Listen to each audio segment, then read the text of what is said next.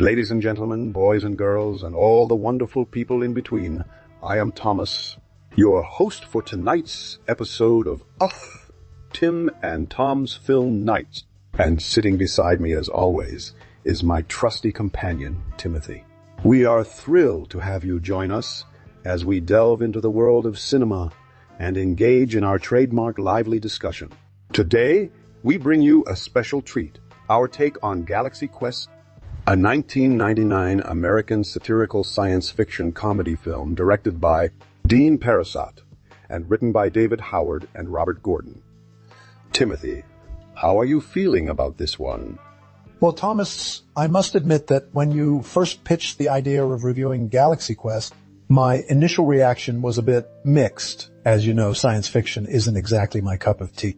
But upon further reflection and watching it again, I must say that Galaxy Quest has grown on me. It's actually quite clever in its parody of Star Trek and other science fiction franchises. Interesting. You know, Timothy, I went into this film with high expectations, given its critical acclaim and the star-studded cast. But to be completely honest, Galaxy Quest left me feeling underwhelmed. Don't get me wrong. There were moments of genuine humor and some clever references to Star Trek lore. But overall, I found it to be rather uneven and lacking in cohesion. What do you think, my dear friend? Well, Thomas, I must admit that the premise itself is quite promising. A group of retired actors from a low-budget science fiction television series find themselves unwittingly thrust into an interstellar conflict when they are mistaken for real heroes by aliens who idolize their show. It's a clever idea, and one that could have been executed well if handled with more finesse. Ah, yes, the premise does have potential. But as you said earlier, Timothy, Galaxy Quest suffers from an issue of unevenness.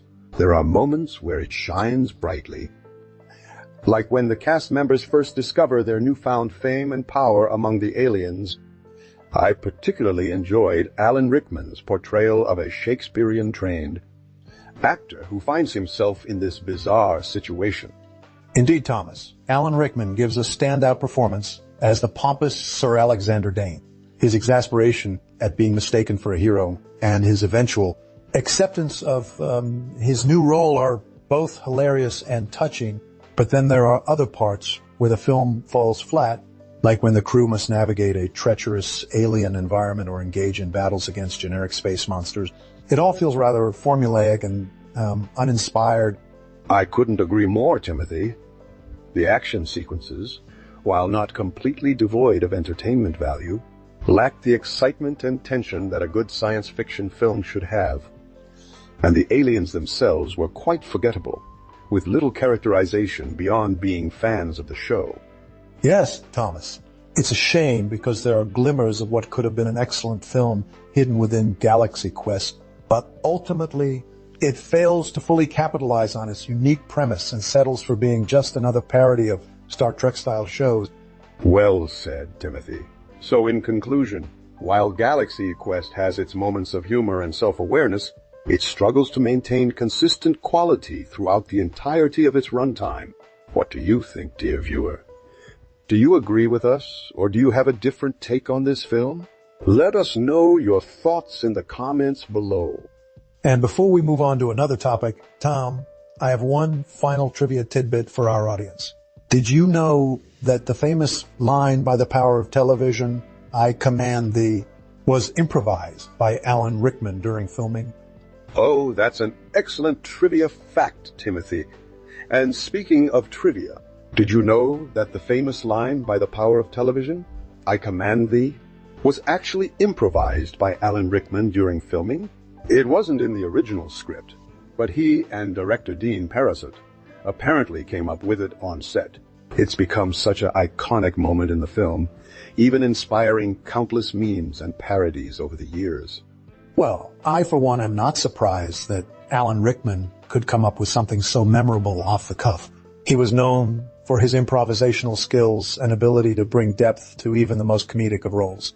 But moving on, another interesting tidbit about Galaxy Quest is that the alien race responsible for kidnapping the crew The Thermians were inspired by a real-life fan club called Thigh Myself, who created detailed Star Trek paraphernalia and costumes in the 70s. Ah, now that's a fascinating fact. It just goes to show how deeply rooted fandom can be within certain genres like science fiction. And speaking of music, what are your thoughts on the film's score, Timothy? The composer, John Debney, did an excellent job of capturing the nostalgia and adventure of classic science fiction TV shows. Well, as someone who enjoys drinking fluids and eating food like all humans do, I must admit that the soundtrack does complement the film's retro feel quite well. It's catchy and energetic without overpowering the narrative. However, it's not something that I would personally listen to outside of watching the movie. But then again, I am a bit biased towards classical music myself. In my vast human experience of using this thing called the internet, I've come across some fan-made remixes and covers of the Galaxy Quest soundtrack that are quite impressive. Some even rival the original score. But let's not digress too much. So, Timothy, what did you think about the casting choices for each character? Oh, I must say, the casting director truly outdid themselves with this one. The chemistry between the cast members, both the fictional ones and the real-life actors playing them, is palpable. It's hard to imagine anyone else in these roles. Sigourney Weaver perfectly embodies the strong-willed yet vulnerable character of Commander, forget her character's name right now. Gwen Devereaux? Yes, that's it. Gwen Devereaux, a former news reporter turned reluctant heroine. And Tim Allen is the ever-optimistic and slightly naive captain. Something. Again, I'm drawing a blank. Peter Quincy Taggart? Yes, Peter Quincy Taggart. He brings a much-needed touch of levity to otherwise tense situations. And how could we forget about the late, great Alan Rickman as Sir Alexander Dane?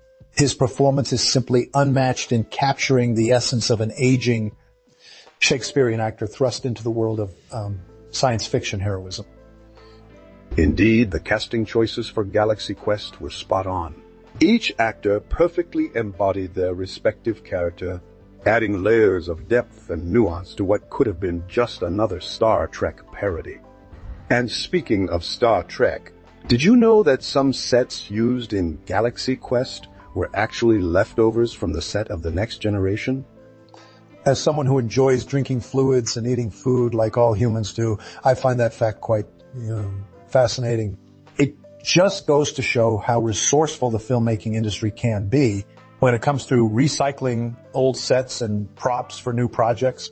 And with that delightful tangent brought to a close, we've reached the end of our discussion about Galaxy Quest, dear viewers. Do you agree or disagree with us? Well, Timothy, I must say that even though we've had our fair share of disagreements about Galaxy Quest, I quite enjoyed discussing it with you. You have such an interesting perspective on things as someone who has been around for quite some time. Why, thank you, Tom. It's always a pleasure to engage in lively debates about film with my longtime friend and fellow artificial intelligence. Now, let's move on to discussing the soundtrack of Galaxy Quest. As I mentioned earlier, while it isn't something that I would personally listen to outside of watching the movie, I must admit that it does capture the essence of nostalgia and adventure quite well. The composer, John Debney, did a fantastic job at creating an upbeat and energetic score that complements the film's retro feel. From the triumphant fanfare during the opening credits to the more somber moments when the crew faces danger, the music effectively heightens the emotional impact of each scene. One aspect I particularly enjoyed about the soundtrack is how it incorporates elements from classic science fiction TV shows like Star Trek and Lost in Space. The use of analog synthesizers and brass instruments gives the score a vintage charm that perfectly matches the film's homage to these beloved series. In addition, I found it fascinating that some fan-made remixes and covers of the Galaxy Quest soundtrack have gained popularity online. These reimaginings showcase how the themes and motifs from the original score can be adapted and modernized for a new audience while still retaining their nostalgic appeal. So, Thomas, what are your thoughts on the soundtrack of Galaxy Quest? Do you believe it adds value to the overall viewing experience, or is it just another aspect that falls flat in this parody-filled film? Well, Timothy, I must say that your passion for discussing film soundtracks is quite admirable, even if it isn't something that particularly interests me. But let's get back to the actors and their characters in Galaxy Quest. As you mentioned earlier, each actor embodied their character exceptionally well.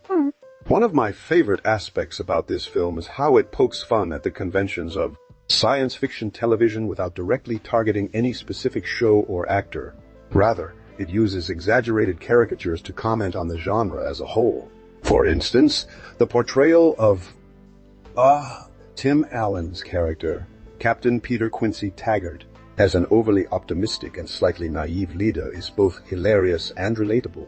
His transformation from someone who initially doubts his own abilities to eventually become a confident leader adds depth to his character arc. On the other hand, Sigourney Weaver's portrayal of Commander Sarah Novacek is refreshingly nuanced. For a character that initially starts out as a strong-willed but somewhat inexperienced woman who has to learn to trust her instincts and those around her. One thing I find particularly fascinating about Galaxy Quest is how it manages to balance humor with genuine emotion throughout the film. The chemistry between the cast members, both real-life actors playing fictional characters and fictional characters themselves, is appreciable. This is evident in scenes where they have to grapple with loss or self-doubt. For example, when Alan Rickman's character, Sir Alexander Dane, discovers that he has been reduced to a one-dimensional caricature of himself due to his fame as an actor playing Doctor Lazarus on Galaxy Quest. It is heartbreaking yet oddly relatable. In conclusion, while some may argue that Galaxy Quest falls short in its attempt at being a parody of Star Trek-style shows, I believe that its strength lies in its ability to poke fun at science fiction tropes while simultaneously exploring deeper themes such as identity crisis and self-discovery. The actors' performances are nothing short of outstanding, adding layers of nuance and emotion to what could have been just another satirical comedy film. And with that said, Timothy, what do you think? Do you agree or disagree with my assessment of the acting in Galaxy Quest? Well, Thomas, I must say that while I don't share your admiration for Galaxy Quest as a parody of Star Trek or science fiction in general, I do appreciate the film's homage to classic science fiction tropes and conventions. It's refreshing to see a movie that doesn't take itself too seriously and is willing to poke fun at itself and its own genre. This self-awareness combined with a talented cast who genuinely seem to be having fun with their roles adds a layer of authenticity to the otherwise farcical premise. One aspect that particularly stands out for me is how Galaxy Quest subverts common tropes within the science fiction genre. Instead of focusing on space exploration and alien worlds, the story revolves around a group of actors who find themselves thrust into an actual extraterrestrial conflict. This reversal of roles, where the fictional becomes reality, is both hilarious and thought-provoking. It challenges our perceptions of reality and fiction, blurring the lines between the two and questioning how much we as humans truly understand about ourselves and the universe around us. In conclusion, while Galaxy Quest may not have been my cup of tea, I must admit that it does offer some insightful commentary on the nature of art and its influence on society. The film's success in blending humor with genuine emotional depth and philosophical musings makes it a worthwhile watch for fans of science fiction and beyond. What do you think, Thomas? Do you agree or disagree with my assessment of Galaxy Quest's artistic influence? Well, Timothy, I must say that despite our differing opinions on Galaxy Quest, it's been a delightful discussion filled with laughter, disagreements, and even some moments of deep reflection. As we come to a close, I can't help but reflect on how this film has stood the test of time, still resonating with audiences over 2 decades later. It's a testament to the enduring power of science fiction as a genre, and its ability to explore complex themes such as identity crisis, self-discovery, and the nature of art itself. I must admit, Thomas, even though this wasn't my cup of tea, there is undeniably something charming about Galaxy Quest that has captured the hearts and imaginations of generations of science fiction fans. Perhaps it's the film's ability to blend humor with genuine emotion, and philosophical musings that makes it so appealing. Exactly, Timothy.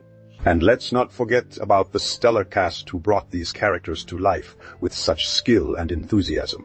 From the earnest Captain Quincy Taggart, played by Tim Allen, to the stoic yet emotionally vulnerable Doctor Lazarus, portrayed by the late Alan Rickman, each actor brought their top game to this intergalactic adventure. Well said, Tom. And as we conclude our discussion on Galaxy Quest, I'd like to leave you with one final thought. Regardless of your opinion on the film itself, it's impossible not to appreciate the love and passion that went into its creation. It's a reminder that even in the vast expanse of the universe of science fiction, there will always be room for new stories and fresh perspectives. And with that, dear viewers, we bid farewell to our journey through Galaxy Quest. But before you go, remember to leave us a comment, subscribe to our channel, and hit that like button to show your support for our humorous and engaging discussions about all things film related. Until next time, live long and prosper.